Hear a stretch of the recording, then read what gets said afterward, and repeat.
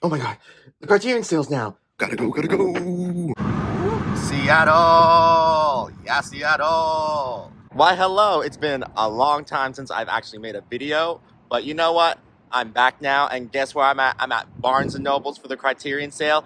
Ooh, I love this part of the year, the first sale of the year in summer, and I just had to get up. I mean, it's 12 o'clock right now. I did not roll out of bed fast enough, but I was watching episode 8 of season 4 of Stranger Things last night, so I was tired, but you know what? I'm here, so I'm finally gonna go shop and get those movies that I've been wanting to get for quite some time now. Honestly, I was gonna go to Bellevue first, but you know what? Recent times going to the Bellevue Barnes Noble has not come up with good results. So I'm here at Northgate, and I'm hoping I can get all the movies that I want and can get at the moment. So yeah, let's go in. Okay, onwards to the Barnes and Nobles. So I wanted to, take a video of the Criterions and all that, and me picking the ones I got out. But there's so many people over there. Like when I came in, there was a lot more people behind me in the area, and there are just people coming every once in a while to go buy it, and they're taking the time. So I don't want to take a video of me doing it because I don't want to be something weird, and also I don't want them being like, why is this guy filming me? So yeah, I got a lot of Criterions, but sadly they were missing pink flamingos because apparently they had 7 in stock this morning, but then they sold out instantly, so that's sad. So I'm gonna have to either get it online or on Amazon. I gotta figure it out. But yeah, I got a lot of Criterions, so ooh, now I just gotta brave traffic and get back home. So hopefully it does not take me that long to shoot the second part of this video. Okay, I'm finally back in my room after braving the traffic to get out of the Seattle area. So let's continue with this video now. If you don't know me, hi, my name is Charles, and welcome to my channel, or welcome back to my channel. I mean, it's been quite a while since I made a video. I took a bit of a hiatus because, I need to take some time for my, mental health, and, I was just feeling really burned out after the last video I made, so I was like, let's just take this time to relax and recharge, and, 2 months was good, but the Criterion sale just happened today, and I said to myself, okay, you gotta get up and start recording because you always record one of your Criterion hauls, and yes, that's what we're gonna do right now. So I got out of bed and I was like, okay, we gotta get to the Barnes Noble super fast, and we gotta film, and we gotta do everything today, and I gotta say, things did not go the way I expected it today. I mean, I woke up later than usual. The Barnes and Nobles had a few of the Criterions I wanted missing, mainly Pink Flamingos. Sad, sad, sad, but you know what? It is what it is. The associate that I talked to said that they only had 7 left in stock, or I guess they had 7 on hand when they opened in the morning, and then everyone came and took them all. So I should have known Pink Flamingos. It would have been one of the first ones to disappear because John Waters, iconic, and love that movie. Love, maybe not love. I like that movie. My favorite John Waters movie is Multiple Maniacs, the first one I ever saw from him. But yeah, I wanted Pink Flamingos, and I will get it eventually, but didn't get it this time. But yeah, so I missed that and a few other Criterions, and then I was almost attacked by a homeless guy in the parking lot of Barnes Nobles. Crazy, crazy. I was like, ooh, why you leave me alone, leave me alone. And I went back into the building. I was like, I don't like what's going on here, so I'm gonna leave. And I was walking kind of backwards while watching the guy, and I was like, leave me alone, leave me alone. And then when I went back in the building, the associate was like, that was crazy. And I was like, it was crazy. And the associate made sure the guy was gone from the parking lot before I went back outside. But yeah, and then going through traffic, Seattle traffic. It was only 1 when I left, but I guess most people get off at 1:30 or 2, so no wonder there's traffic. But yeah, just getting to the Barnes & Nobles and coming back here was quite a journey. I think it was a 4-hour journey in total. Ooh, crazy. But you know what? We're here to, talk about Criterions, and for me to show you what I got during my Criterion haul today. I'm still getting back into the swing of recording, so this is about to be messy as heck. Editing Charles, I don't know if he's going to do well. Filming Charles, aka me in the present now, I don't know if I'm going to be doing well. I'm just going to be blabbing, going to be talking a lot. Don't know how it's going to go, but we shall see. We shall see together because I won't know how this is going to look like until after future editing Charles is finished with it. Okay, without further ado, let me just get into my whole Criterion haul already. Okay, so the first movie I got is Spine number 1116, which is The Flight of the Phoenix, directed by Richard Attenborough, starring James Stewart, Richard Attenborough, Peter Finch, and a few other people. Yeah, when I first watched this movie, I wasn't really the biggest fan of it, but I thought it was good. So when they announced the Criterion after I watched the movie because of their announcement, I was like, it's good, but I think I need to rewatch it. So I thought to myself, you might as well get it. You might as well get it because I love the artwork of this movie. Like, look at it. I love this artwork. Like, oh, is it? The plastic, the cellophane. Okay, yeah, there we go. It's a little bit more seeable. Yes, seeable. But yeah, love the artwork for this movie, and I thought the movie overall was good, but ooh, wow, wow, wow. All men in this like crashed plane. I was like, girl, some of y'all ain't gonna make it out alive. And I was right. It's crazy to me that Richard Attenborough directed the movie, he stars in the movie, and that he was a director. I thought he was like a nature explorer or something like that, like a British like explorer, traveler, whatever. Like that's what I thought Richard Attenborough was. But when I looked into his like filmography, apparently he's the guy who directed the Gandhi movie that Ben Kingsley won his Best Actor Oscar from, and that he has Oscars for Best Director and I think Best Picture too, because he produced that too. So I'm like, wow, Richard Attenborough. Okay. Did not know that about you until I watched The Flight of the Phoenix, but good for you, baby. Good for you. I'm just gonna say, James Stewart is super unlikable in this movie. I mean, James Stewart, he can be likable in movies. He's usually more likable in his, like, more older movies, his, like, first few movies. But as he got older, he just became the crusty old man that he really is. And I'm like, really don't like seeing that side of James. Like, I like to imagine he isn't really a crusty, like, man in real life. But you know what? This movie, like, basically showed who he really was in real life. Because I'm pretty sure he's using some of his, like, real life energy in this movie. And I was like, baby, I don't like you. I don't like you at all. But you know what? Good acting still, so we're gonna move past that. Yeah, this ain't gonna be in spine order, but the next movie I have is spine number 317, which is The Tales of Hoffman, directed by Michael Powell and Emmerich Pressburger. Did I switch their last names up? I forget. I'm sorry if I got it wrong, but the directing duo behind Black Narcissus, The Red Shoes, The Life and Death of Colonel Blimp, and I feel like I'm forgetting one. No, I'm not gonna forget it. It's in my mind. It's something about a stairway to heaven. Ooh, come on, Charles. Don't turn around and look at yourself to see it. Like a matter of life and death. Baby, I did it. I did it. Yes, memory, brain, youth, all that. But yes, this is like one of their collaborations together. So now this makes 5 movies of theirs that I own in the Criterion Collection, from the Criterion Collection. But yeah, I haven't seen this. This is a movie that was very hard to like come across because I think in order to watch this you would have to get the DVD version, and I do not buy DVDs. So I had to wait until this came out. Like I remember when they were doing the announcement pictures and they were like giving hints and people were like The Tales of Hoffman, and I was like, I've never seen the movie, so I wouldn't know from this still. But when they finally announced this, it was coming out on Blu-ray, I was thrilled over the moon, and I was like, baby, I'm about to be eaten. I'm about to be eaten because I don't know if this is just a straight up like musical adaptation of the musical that it's based off of, but I don't care because from what I've seen in the trailer and stills of it, it's beautiful like the rest of the movie. So it's probably gonna be a slam dunk for me. Like I like all of their other movies that I've seen, except for one, but I forget what it's called. But like it's not in the Criterion Collection, or maybe it is, but it's just a DVD. But anyway, like this, can't wait to watch it.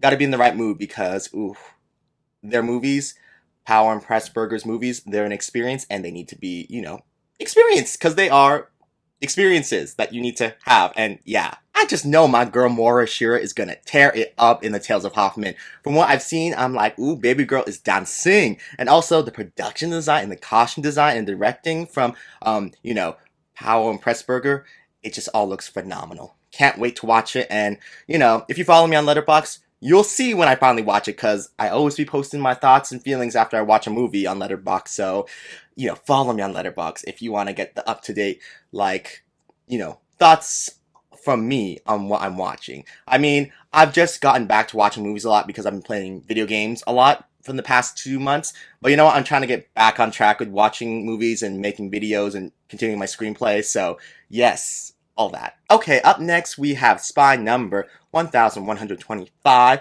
and that is The Funeral. I don't know how to pronounce the director's name, but it's the same director who made Tampopo. I think this is his first movie he ever made. I hear it's like a tragic comedy, so it's part tragedy, part comedy. I mean, it's called The Funeral, so I mean, they're obviously dealing with death, but you know, there might be funny moments. There, not my. I think there will be funny moments in this. So, haven't watched it all, but you know, I have faith in the director from Tampopo because that movie was great. It's one of my favorite movies in the Criterion collection. So, hopefully, this does not let me down. Hopefully. Okay, next up, we have spy number 1120, and that is The Girl Can't Help It. Not gonna lie, don't really know much about this movie. All I know is it's like a jukebox musical, I guess, and it stars Jane Mansfield and Tom Ewell, I think is how you say his name, the guy who was in the 7 Year Itch with, Marilyn Monroe. I don't know. I think they kind of tried to pair him and Jane in this movie together because she kind of gives off like the look of Marilyn, like the blonde, like ditzy girl. But I'm like, Marilyn was very smart and she was misunderstood. So I'm like, I don't know. I haven't really heard why Jane Mansfield is famous other than that she was beautiful. So we'll see. She has talent in this movie. We'll see. I will see most definitely.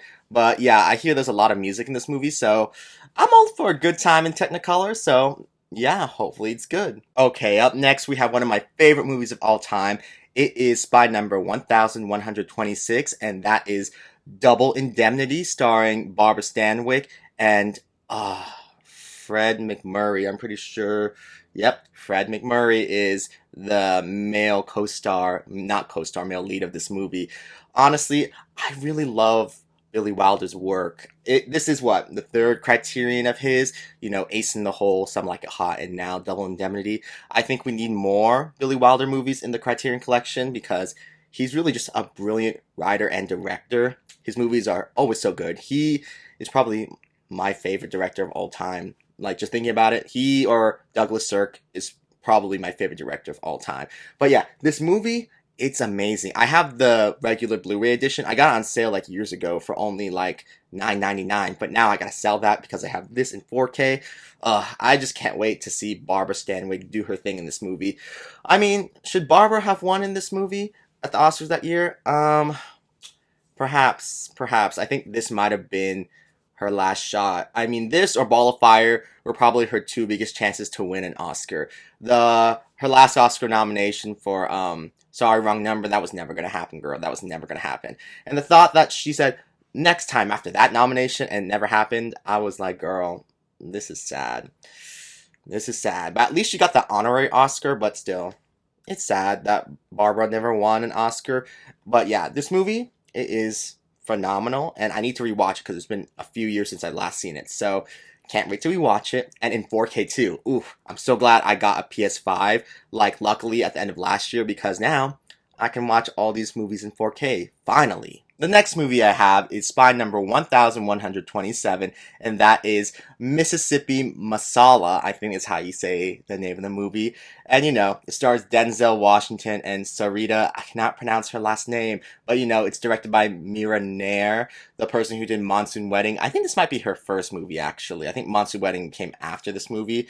But yeah, Monsoon Wedding, not the biggest fan of that movie. Maybe I should rewatch that movie because people really love that movie, but I didn't like it.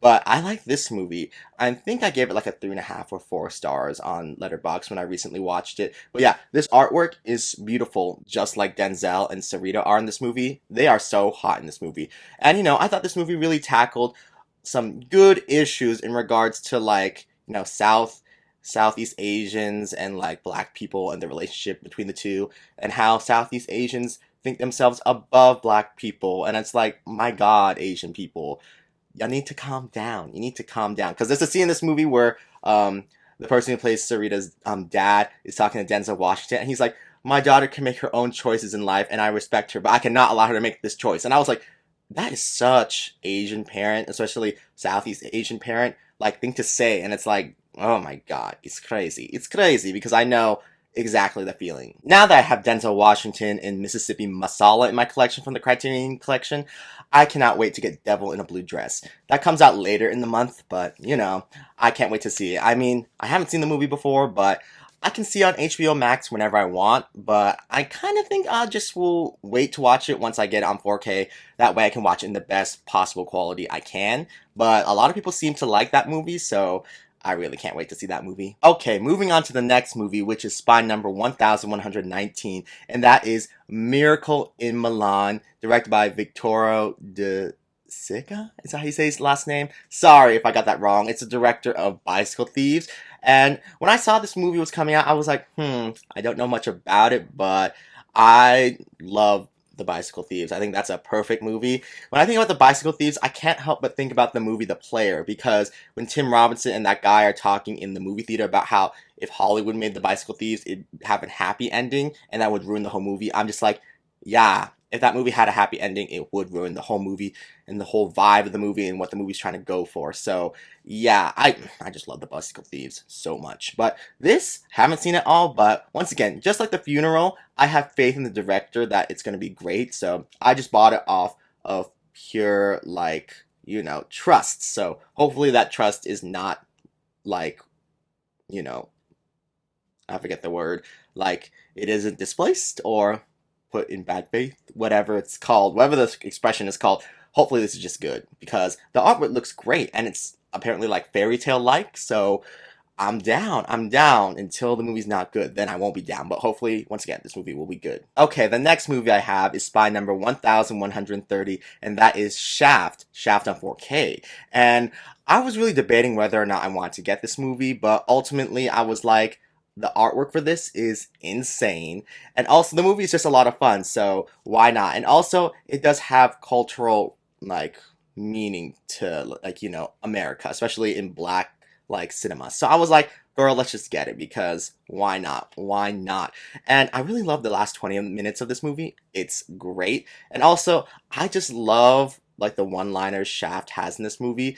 Especially one sticks out to me really well, where he's like disguised himself as the bartender of this bar where people are like trying to spy like on his apartment from across the street. And once like those people are arrested, he's like, because they're like bloody because he beats them up, and then he's like, he throws him a towel and he's like, here, it's on the house. And I'm like, ooh, the way he delivered that line and that scene went down is just great. It's just great, which is why I had to have Shaft on 4K.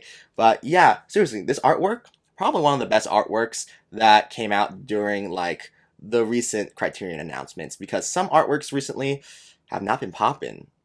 Have not been popping. But this one, it is popping. Okay, the next movie I got is spy number 1129. God, that's such a mouthful when I had to say like 1,000. But anyway, spy number 1129, which is it Rogue or Rouge? I don't know how it's pronounced. One of the two. But yes, like this artwork, it really is popping. Like I said, Shaft, like the last movie I showed was popping. This is really popping too, and I love it. Some people didn't like this artwork, but I was like, "What are you talking about? What are you talking about? This is beautiful." And I don't really know much about this movie. Haha, if you've been paying attention so far, some of these movies are really just blind buys, which is, you know, dangerous, but it's like, I'm gonna do it. I'm gonna do it. But like, yeah, maybe I shouldn't because of the times we're living in right now and money. But still, I did it. But yeah, like, apparently this is like a love story of sorts. So, like, and the people who are playing the two main characters are pop stars in China, I think. Are they Chinese pop stars? Asian pop stars in general. But I'm just like, can't wait to see it. The stills look beautiful, and this cover artwork, as I said, is banging. So, can't wait to see how this goes when I watch it. Okay, moving on to spy number 1123, which is Mr. Klein, starring Alan Delon. You know, I'm a sucker for an Alan Delon movie. I mean, even as he gets into, like, older Alan Delon, I'm still a fan? Question mark? Okay, maybe I'm more of a fan of his when he's, like, young and hot. But, I don't know, something about him as he gets older in cinema, like, he stops making movies that are so fun to watch. But you know what? I heard this was like a really great thriller, like man framed for something he didn't do kind of movie. So I was like, you know what? If it's in the Criterion collection, give it a chance. give it a chance, baby. And Alan Delon, as I said, even though his older movies aren't as like good when he's like old, like usually there's some like good stuff there. So hopefully this is good. But once again, another blind buy. I really went for the blind buys this sale, and ooh, hopefully it does not come to bite me in the ass. Okay, so the next movie I got is Spy Number 218, and that is Le Cercle Rouge. This is a movie that was previously, out of stock, out of sale, out of print, whatever it's called. But, they got the rights again for it, so they got to be able to release it in 4K. And this comes with Blu-ray too, so I get both versions of the movie. And yeah, when I first watched this movie years ago, I thought it was good, but I wasn't really vibing with it. I mean, I love Alan Delon, and this is kind of like the cross pass of when he's like young, but you can see he's gotten older. So it's like, I don't know. I don't know. But yeah, hopefully when I rewatch this, I like it better because I liked it before, but I was kind of lukewarm on it still. So hopefully my next watch of this on 4K will be better than my first watch years ago. Okay, next I have Spy Number 248, and that is Videodrome. This is a movie that I have bought and returned so many times because I realized there's something wrong with the packaging, and I'm crazy when it comes to packaging. Like, it better not have any rips, no dents, no nothing on any of the movies, not just the Criterions, but the regular movies and slipcovers like come in, because if I'm paying like a lot of money for it, then it better be in good condition, baby. And this one was in good condition. I think there might be a little oomph here and there, but like it's too small to even care about. So I was like, baby, finally get Videodrome, because it's one of the David Cronenberg movies that you're missing from the Criterion Collection. I mean, I don't like that the movie stars James James Wood. But like, what are you gonna do? And I'm pretty sure he dies at the end of the movie. Spoiler, if you haven't seen the movie, like, I'm pretty sure he dies. So, all's well that ends well. All's well that ends well. And, oh my gosh, I didn't make a review because, once again, I was on hiatus, and I was resting. But I saw Crimes of the Future, David Cronenberg's most recent movie, and I thought it was okay. Some people were like, if you don't get it, then you don't get it. And I'm like, sorry. Like, I kind of get it, but I don't get it. Like, that's how I feel about a lot of Cronenberg's work. But, like, hopefully, like, when I rewatch Videodrome, I like it better. Because I remember when I first watched Videodrome, I thought it was okay. But once again, sometimes your brain just isn't developed at the point when you watch something to understand. But, it's been years since I've seen Videodrome, so hopefully on this watch, I really understand it. Because I think it had something to do with violence via media and stuff like that. But I just wasn't really feeling it. But hopefully I'm feeling it now. Ugh. My favorite David Cronenberg movie, if I haven't said it before, is Crash. Crash did that. Crash is that girl. Crash is that girl. Not the Crash that won the Oscar for Best Picture from Brokeback Mountain. That movie. Haven't seen that movie. Will never see that movie. But, more people need to talk about David Cronenberg's Crash, because that movie is a masterpiece. Okay, the last movie I was able to get during this Criterion haul was Spy Number 1132. What a mouthful. It is The Worst Person in the World. I mean, my God, this movie was an experience. I remember the first time I saw this movie in February of this year in Seattle.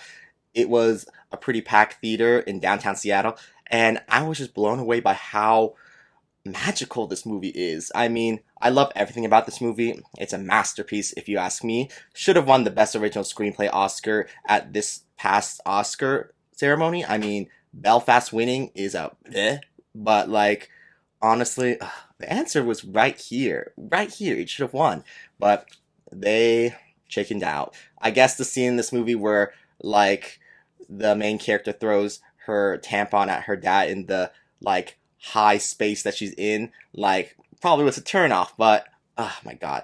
I just think this movie is so innovative, so forward-thinking, so great, and more people should watch it if, like, you haven't. Because if you haven't seen this movie, it deserves to be watched. It's an amazing movie. It really cannot be boxed into a genre, in my opinion, because it's just everything, I really would have given this movie a Best Picture nomination, a Best Director nomination, a Best Lead Actress nomination, a Best Supporting Actor nomination, and maybe a Best Editing nomination too. And the score. I love the score too. I would have given this movie more nominations than the 2 it got. But hopefully more people watch this movie because it deserves to be watched. If you don't want to buy the Blu-ray, go watch it on Hulu because I'm pretty sure it's streaming on Hulu. But when I talk about some artwork for like the Criterions not banging, this is one of the ones that I'm like not banging. Like, look at it. Look at it. I mean, I get it. It's kind of in the style of like Bobcat. Is that what the character's Street Cat? Whatever the character like that the drawer makes, his cartoon character. Like, I get it. It kind of looks like that style. And like the artist for this artwork is from Oslo, Norway, where the movie takes place. But I just think that this could have been done better. And also, I saw a bunch of the artist's other work, and he's done much better than this. So, I don't know. Very disappointed in this artwork, but the movie's great, so what are you going to do? Okay, so those are all the Criterions I bought during this Criterion haul. Altogether, that is 13 movies that I bought. I was very much not in the mindset of, we'll save some for later. I was like, no, get them now, because as I said earlier, when I got there was a lot of people like getting the movies they wanted, and like even though people left, more people came. So I was like, baby, you just gotta grab the ones now, and then, you know, whatever. And that's exactly what I did. But you know what? My bank account is not happy with me. Not going to be looking forward to paying that credit card bill off. So there are 6 more Criterions that are going to be released this month. I mean, we have Oakjaw, we have the 4K version of The Virgin Suicides, we have Raging Bull, we have Summertime, we have Devil in a Blue Dress, and we have Drive My Car. All 6 of those movies I intend to get, but you know, I don't know if I'm going to make another video for another Criterion haul because, I don't know, traveling all the way to Seattle is tiring, especially with gasoline prices right now. And also, that whole experience of almost being attacked by that homeless man was not cute. It was not cute. I was like, leave me alone. Like, my mind was like, my taser is in the car. I cannot tase you right now. And also, I'm holding all this stuff, so I don't want it to get, like, bruised and damaged. So I was like, But also, it's like, trying to order all this stuff online, like, you don't get to, like, inspect the quality of the item yourself. So it's like, there's positive negatives. But yeah, even if I do go all the way to like Seattle again, Northgate to go like get it in person, probably not gonna make a video about it. So this is probably gonna be my only video about the Criterion sale for this month. So yeah, trust and believe though, those 6 movies that I just listed and also Pink Flamingos will be added to my collection this month. It's just gonna happen. It's just gonna happen. Those 7 movies are gonna be in my collection. And yeah, my bank account's just gonna have to suck it up because I need those 7 movies. Anyways, you guys, thank you for coming to my channel and watching this whole video.